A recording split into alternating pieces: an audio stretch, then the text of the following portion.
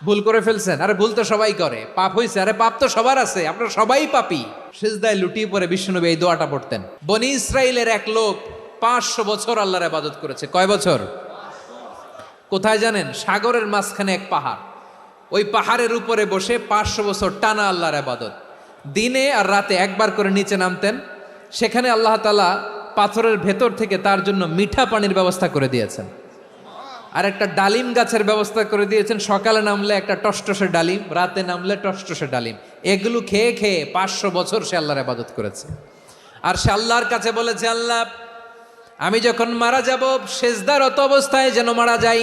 ঠিকই আল্লাহ সেজদারত অবস্থায় সাইয়েদনা আজরাইলকে পাঠিয়ে দিলেন। সেজদারত অবস্থায় লোকটা মারা গেল। 500 বছর ইবাদতের পরে আল্লাহর দরবারে কিয়ামতের কঠিন ময়দানে যখন লোকটা হাজির হয়ে যাবে, আল্লাহ বলবেন, আদখিলু আবদি আল জান্নাতা বিরহমাতি, আমার বান্দাকে আমার দয়া, আমার ভালোবাসা দিয়ে জান্নাতে ঢুকায়া দাও।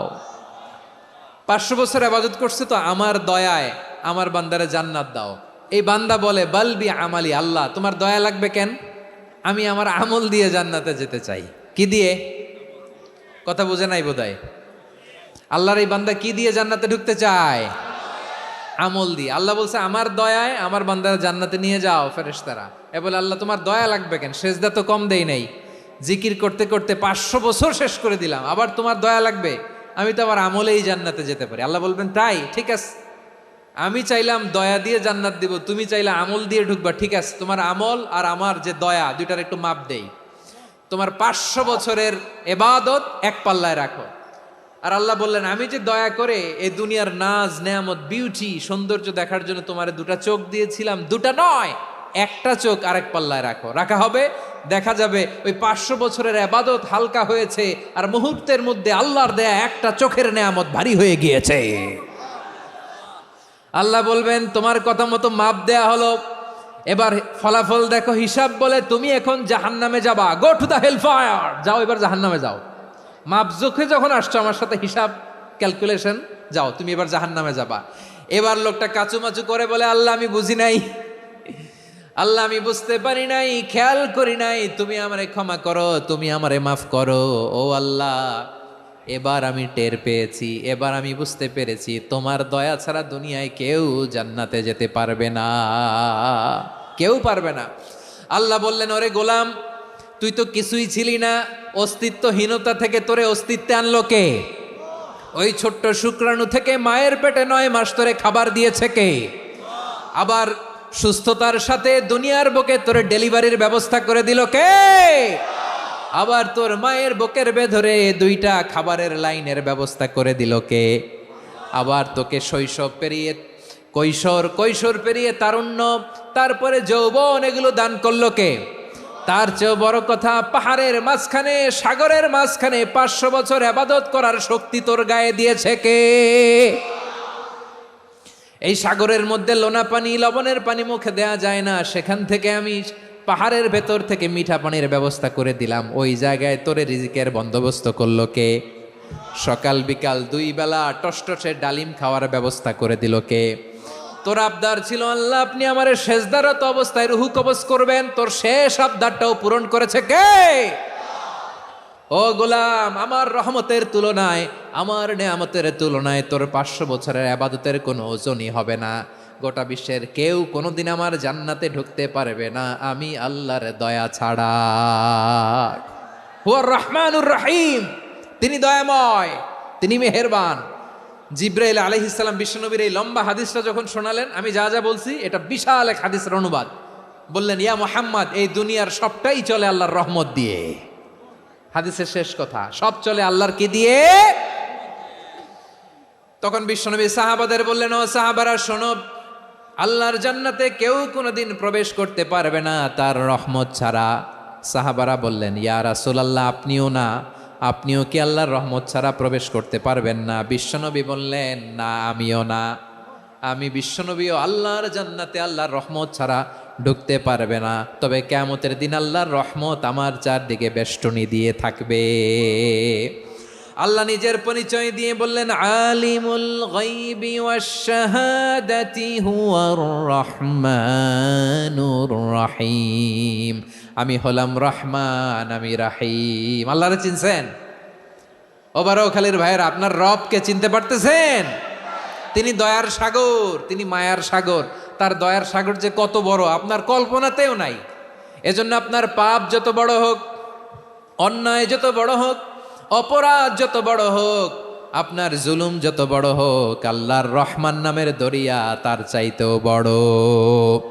আল্লাহ বললেন, খুলিয়া ইবাদিয়াল্লাযীনা আসরাফু আলা আনফুসিহিম লা তাকনাতু মির রাহমাতিল্লাহ ইন্নাল্লাহা ইয়াগফিরুয যুনুবা জামিআ ইন্নাহু হুয়াল গফুরুর রহিম।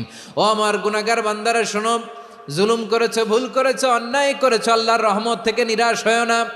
আমরা বিশ্বাসীরা কশিনকালেও আল্লাহর রহমত থেকে নিরাশ হব না, ঠিক কিনা বলেন? আল্লাহর রহমত থেকে নিরাশ হবেন? ভুল করে ফেলছেন, আরে ভুল তো সবাই করে, পাপ হয়েছে, আরে পাপ তো সবার আছে, আমরা সবাই পাপী, সবাই পাপী। যত পাপ হোক, ভুল হোক, অন্যায় হোক, অনুতপ্ত হয়ে তওবা করে, অজু করে, জায়নামাজটা বিছিয়ে সেজদা দিয়ে চোখের পানি ছাড়েন। চোখের বেয়ে পড়া পানি আল্লাহর কাছে যে কত প্রিয়। অনুতপ্ত বান্দার চোখের পানির ফোঁটা তার চোখ বেয়ে, নাকের ডগা বেয়ে জমিনে ড্রপ করার আগেই আল্লাহর ওই বান্দার সব গুনাহ মাফ করে দেয়। আল্লাহ বললেন, আমি রহমানুর রহিম, আমি দয়াময়, আমি মেহেরবান। এরপর আল্লাহ বললেন, হুয়াল্লাহুল্লাযী লা ইলাহা ইল্লা হুয়াল মালিকুল কুদ্দুসুস সালামুল মুমিন।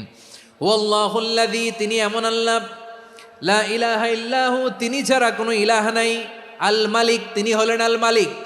দুইটা শেষ, আর রহমান আর রাহিম শেষ। এবার আল্লাহ 3 নম্বর গুণবাচক নামের পরিচয় দিচ্ছেন। আল্লাহ বলছেন, আমি হচ্ছি আল মালিক। আমি কি? মানে সম্রাট। আল মালিক মানে হচ্ছে the king, the king of kings, সব রাজার বড় রাজা, মহারাজা। তার চেয়ে বড় রাজা আর কেউ নাই, তার চেয়ে বড় সম্রাট আর কেউ নাই, তার চেয়ে বড় ক্ষমতাধর সত্তা মহাবিশ্বে দ্বিতীয় কেউ নাই। চিৎকার করে বলেন ঠিক কিনা? তিনি আল মালিক। আল মালিক মানে ক্ষমতাধর, ক্ষমতার মালিক, রাজা ধীরাজ বাদশাহ। তার ক্ষমতা আর আমাদের ক্ষমতা একরকম নাকি? হ্যাঁ, আমাদের দুনিয়াতে ক্ষমতা অস্থায়ী ক্ষমতা, ঠিক কিনা বলেন? আইজ আছে কাল নাই, এরকম না ক্ষমতা? আল্লাহর ক্ষমতাও তো এরকম না, আইজ আছে কাল নাই এরকম। দুনিয়াতে দেখবেন কোন দেশের প্রেসিডেন্টের 4 বছরের ক্ষমতার মেয়াদ, কোন দেশের 5 বছরের। আল্লাহর কয় বছরের? 10 বছরের নাকি 20 বছর, 100 বছর? আল্লাহর ক্ষমতার মেয়াদ কতদিন বলেন? বুঝে থাকলে বলেন তো। চিরকাল তার ক্ষমতার মেয়াদ। চিল্লায় বলেন ঠিক কিনা? নিরঙ্কুশ ক্ষমতা, একচ্ছত্র ক্ষমতা বলতে যা বুঝায়, এই ক্ষমতা একমাত্র আল্লাহরই আছে। আমাদের ক্ষমতার জন্য আমরা ডিপেন্ড করতে হয়, ওর ডিপেন্ড লাগে, ওই জনমত নেওয়া লাগে, ওই জনগণের কাছে যাওয়া লাগে, ভোট চাওয়া লাগে, এরা ভোট দিলে এরপরে আমরা আসবো, ঠিক কিনা? আবার জনগণ না চাইলে আমরা নাই। আল্লাহর ক্ষমতা কি এরকম? হ্যাঁ, আবার দেখবেন দুনিয়াতে ক্ষমতায় যাওয়ার জন্য জোট করা লাগে, জোট। জোটের রাজনীতি আছে না নাই? জোট হয়, শরিক হয়, এই হয়, সেই হয়, নানাভাবে দুনিয়াতে ক্ষমতায় আসতে হয়। আল্লাহ বলে, আমার ক্ষমতার জন্য কারো উপর বিন্দু পরিমাণ আমার ডিপেন্ড করা লাগে না। সৃষ্টি শুরু থেকে আমি ক্ষমতার চেয়ারে বসা, মহাবিশ্বের শেষ পর্যন্ত, সীমাহীন ভবিষ্যৎ পর্যন্ত আমি ক্ষমতার চেয়ারে থাকব। আমি হলাম আল মালিক। আমার ক্ষমতার কোনো কমতি নাই, কোনো ঘাটতি নাই। কেউ আমার ক্ষমতা থেকে নামাতে পারবে না। পারা যাবে? এই যে আমরা ফ্যাসিস্ট সরকারের যে আপনারা নামাই দিছেন গণ অভ্যুত্থান করে, মনে আছে? 5ই আগস্টের কথা ভুলে গেছেন এত তাড়াতাড়ি? মনে আছে? আছে। তা আমরা সবাই মিলে যদি একটা গণ অভ্যুত্থান করি, তাইলেই তো আল্লাহর ক্ষমতার চেয়ার থেকে নামায় ফেলানো যায়। হ্যাঁ, যাবে না? পারবো না আমরা? কি বলে, পারা যাবে না? আচ্ছা, আমরা না হয় পারলাম না, জিন জাতি যদি আমাদের সাথে জয়েন করে, ম্যানকাইন্ডের সাথে জিনকাইন্ড, ইফ দে জয়েন আস, সবাই মিলে একটা গণ অভ্যুত্থান, রেভলিউশন, ডেমনস্ট্রেশন, প্রোটেস্ট, সবাই মিলে যদি একটা অভ্যুত্থান করি, তাইলেই তো আল্লাহর ক্ষমতা শেষ। আওয়াজ করে বলেন, তাইলে কি আল্লাহর ক্ষমতা শেষ হবে? তাহলে আমরা সবাই মিলে একটা গণ অভ্যুত্থান যদি করি, আল্লাহর ক্ষমতা থেকে নামানো যাবে? আল্লাহ বলেন না, আমি হলাম আল মালিক, আসল ক্ষমতার মালিক, the king of kings, the owner of ultimate power, the owner of ultimate authority, the owner of ultimate sovereignty. নিরঙ্কুশ একচ্ছত্র ক্ষমতার মালিক হচ্ছি আমি আল্লাহ। আল্লাহ তাআলা সূরা মুলকের শুরুতে বলছেন, তাবারাকাল্লাযী বিয়াদিহিল মুলকু ওয়া হুয়া আলা কুল্লি শাইইন কাদির। মহিমান্বিত সত্তা, যার হাতে ক্ষমতা, তিনি যা চান তাই করতে পারেন। আওয়াজ করে বলেন তো তিনি কে? আবার আল্লাহ বলেন, কুলিল্লাহুম্মা মালিকাল মুলকি তুতিল মুলকা মান তাশাউ ওয়া তানজিউল মুলকা মিম্মান তাশা ওয়া তুইজ্জু মান তাশাউ ওয়া তুযিল্লু মান তাশাউ বিয়াদিকাল খায়র ইন্নাকা আলা কুল্লি শাইইন কাদির। আল্লাহু আকবার। এ নবী, আপনি বলুন, আল্লাহুম্মা মালিকাল মুলক, আল্লাহ আপনি ক্ষমতার মালিক। তুতিল মুলকা মান তাশা, যাকে চান তারে ক্ষমতার চেয়ারে বসান। ওয়া তানজিউল মুলকা মিম্মান তাশা, যাকে চান তাকে ক্ষমতার চেয়ার থেকে ছুঁড়ে ফেলে দেন। তিনি কে? ক্ষমতার চেয়ারে বসায় কে? আবার মনে চাইলে আস্থা করে ছুঁড়ে নিক্ষেপ করেন, তিনি কে? আবার আল্লাহ বললেন, ওয়ালাম ইয়াকুল্লাহু শারীকুন ফিল মুলকি, আমার ক্ষমতায় কোনো শরিক নাই, কোনো জোট নাই, কোনো পার্টনার নাই, কোনো অংশীদার নাই। আবার আমি চলে গেলে আমার ক্ষমতার দাবিদারও কেউ নাই। আল্লাহু আকবার। এই দুনিয়াতে রাজা মারা গেলে পরের রাজা কে হয়? রাজার ছেলে রাজা, ঠিক কিনা বলেন? আল্লাহ চলে গেলে আরেকজন বসবে নাকি? এরকম না, তার ক্ষমতার সাথে দুনিয়ার ক্ষমতার কোনো মিলই নাই। এজন্য তিনি তার নাম দিয়েছেন আল মালিক।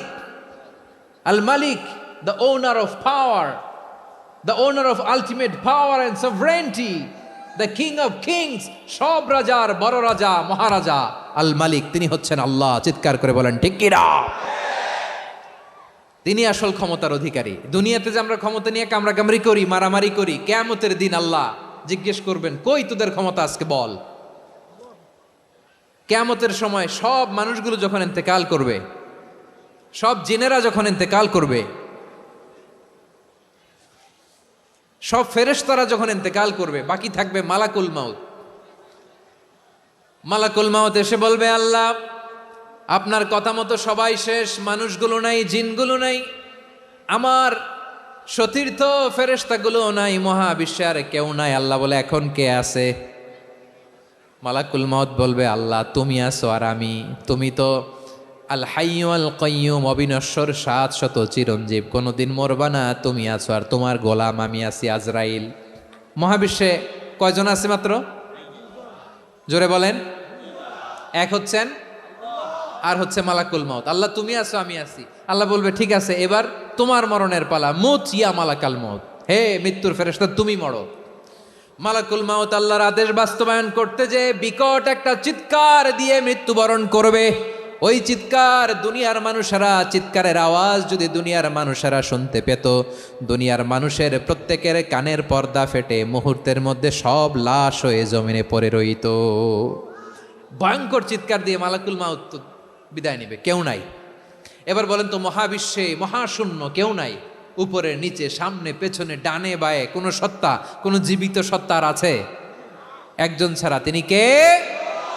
কুল্লু মান আলাইহা ফানি ওয়া ইয়াবকা ওয়াজহু রাব্বিকা যুল জালালি ওয়াল ইকরাম। পড়েন, ফাবিআইয়ি আলাই রাব্বিকুমা তুকাযযিবান। কেউ থাকবে না একজন ছাড়া, একজন ছাড়া। এই ড্রোন দেখে হাত নাড়ালে হবে? আমার দিকে তাকাইতে হবে, কথা শুনতে হবে। মহাবিশ্বে কেউ নাই একজন সত্তা ছাড়া। আওয়াজ করে বলেন, তিনি কে? এবার আল্লাহ ডেকে বলবেন, লিমানিল মুলকুল ইয়াউম, লিমানিল মুলকুল ইয়াউম, ক্ষমতা কার? Who belongs the kingdom today, who belongs the power authority today, who belongs the sovereignty today. আজকে ক্ষমতা কার? দুনিয়াতে ক্ষমতা নিয়ে এত কামড়াকামড়ি, দুনিয়াতে চেয়ার নিয়ে এত মারামারি, এত অত্যাচার, এত রক্তপাত, এত ব্লাডশেড। আজকে বলো তো ক্ষমতা কার? কার ক্ষমতা? মহাশূন্যে কোনো আওয়াজ নাই, শুধু আমার রবই বলবেন লিমানিল মুলকুল ইয়াউম, আজকে ক্ষমতা কার?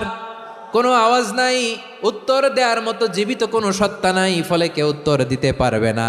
আল্লাহ নিজেই প্রশ্নের উত্তর দিয়ে বলবেন লিল্লাহিল ওয়াহিদিল কাহ্হার, একচ্ছত্র অধিপতি, ক্ষমতার মালিক আল্লাহ ছাড়া কারোর জন্য কোনো ক্ষমতা নাই। চিল্লায় বলেন ঠিক কিনা?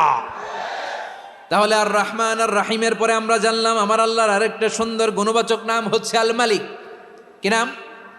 আল মালিক, মানে দ্য কিং, রাজাধিরাজ, সব রাজার বড় রাজা, মহারাজা।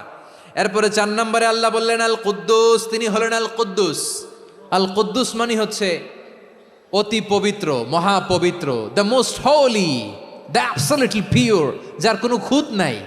আল্লাহর কোনো খুঁত আছে? তিনি মহাপবিত্র। আল্লাহর পবিত্রতা যখন আমরা বর্ণনা করি আল্লাহ খুশি হয়ে যান, কারণ তার সত্তার একটা বৈশিষ্ট্য হচ্ছে তিনি আল কুদ্দুস। বারোয়াখালীবাসী আল্লাহর নামটা একটু জপেন না, বলেন আল কুদ্দুস, সবাই আওয়াজ করে আল কুদ্দুস। অতি পবিত্র, তার মধ্যে কোনো অপবিত্রতার ছিটে ফোঁটা নাই, মহাপবিত্র, the most pure, the most holy, অতি পবিত্র। ফেরেশতারা বলেছিল আল্লাহ আপনি মানুষ কেন বানাবেন? নাহনু নুসাব্বিহু বিহামদিকা ওয়া নুকদ্দিসু লাক, এই যে নুকদ্দিসু কুদ্দুস পাইছেন? তারা বলেছিল আল্লাহ মানুষ কেন বানাবেন, মারামারি করবে, আমরাই তো ভালো, আমরাই আপনার মহিমা বর্ণনা করি, আমরাই আপনার পবিত্রতা বর্ণনা করি। নুকদ্দিসু লাক, তার মানে আল কুদ্দুস। আবার আমার নবী বিশ্বনবী যখন সিজদায় লুটিয়ে পড়তেন, আম্মা জানা এসে বলেন আমরা তো সিজদার মধ্যে সুবহানা রাব্বিয়াল আলা বলেই শেষ, কিন্তু বিশ্বনবী তাহাজ্জুদের নামাজে, নফল নামাজে, সুন্নত নামাজে 3 বার সুবহানা রাব্বিয়াল আলা তাসবিহ পড়ার পরে তিনি পড়তেন সুবহুন কুদ্দুসুন রাব্বুল মালাইকাতি ওয়ার রূহ। সুবহ কুদ্দুস রব্বুল মালাইকাতি ওয়ার রূহ। সিজদায় লুটিয়ে পড়ে বিশ্বনবী এই দোয়াটা পড়তেন। নফল নামাজে, সুন্নাত নামাজে কিংবা তাহাজ্জুদের নামাজে সুবহানা রাব্বিয়াল আলার পরে কি পড়তেন? সুবহুন, আওয়াজ করে বলেন সুবহুন কুদ্দুসুন রব্বুল মালাইকাতি ওয়ার রূহ। মানে আল্লাহ আপনি প্রশংসিত, আল্লাহ আপনি অতি পবিত্র, আপনি সব ফেরেশতা কুলের রব, ফেরেশতাদের সরদার জিব্রাইলের রব। সুবহানাল্লাহ। আজকে থেকে পড়বেন সিজদায়? হ্যাঁ, বারোখালীবাসী পড়বেন নাকি? হুজুর নামাজে তো পড়ি না। হ্যাঁ, এরকম নফল নামাজে, তাহাজ্জুদের নামাজে, সুন্নত নামাজে সিজদার যে তাসবিহ সুবহানা রাব্বিয়াল আলা 3 বার পড়ার পরে আমার ভাইয়েরা, মহিলা প্যান্ডেলে আমার যে মায়েরা বোনেরা আছে, আজকে তো রেকর্ড হয়ে যাবে, কালকেই ভিডিও পেয়ে যাবেন। 3 বার সুবহানা রাব্বিয়াল আলা পড়ার পরে পড়বেন সুবহুন কুদ্দুসুন রব্বুল মালাইকাতি ওয়ার রূহ। পড়বেন তো ইনশাআল্লাহ?